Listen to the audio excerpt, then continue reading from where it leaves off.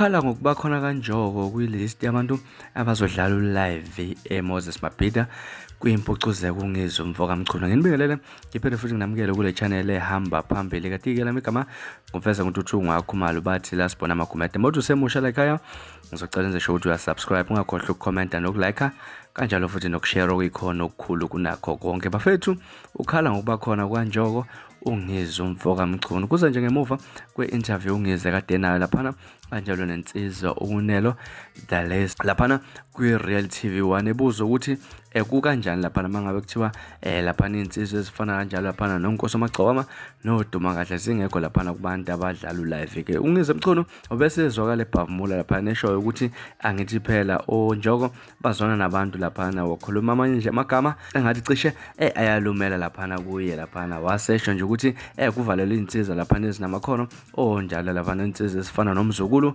oduma kahle kanjalo nonkosi amagcokama kaleli thuba kumele ngabe ibona abalitholile ukuthi bahambe bayodlala ulive. Kodwa nje ngoba kukhona labo ke kunzima ukuthi banikwe lelo thuba lelo. Kodwa nje ngale ukuthi mhlambe ngichaza kakhulu engane zakwethu awuke uzwelana ungathi sengithe mhlambe uma ngabe singabuza nje oduma kahle osicebi onkosi amagcokama ababiziwe wona kulive siyakhala ke manje ibona ngabe baphambili kakhulu kuzothathwa ngifakwa imbatho khona idumbe lelanga pha ngakithi elibhimbela ukubhubha elithi seliqomile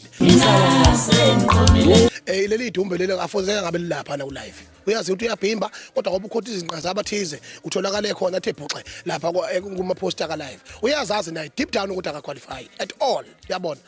Ayo ingane zakwethu ngiyathemba ekuzwele lapha ichunu lichaze kanjani emangabe lisho lapha nokuthi uNjoko akumele bekungamele athole lelithuba litholayo ngoba yena uyazibhimbela lapha. Mhlawumbe wena engakuthini wakho ukuphawula hlala lapha no comment section siqede le ndaba. Bekuyizona indaba ehamba phambili kulesikhathi samanje. Ningakhohlwa ukuya lapha no comment section fike ndlulisezeni ezimvu. Ningakhohlwa ke ukusubscribe nokulike kanjalo futhi nokushare okukhona kunakho konke. Nisiphatha kahle nibe nosuku lumnandi ngithandana.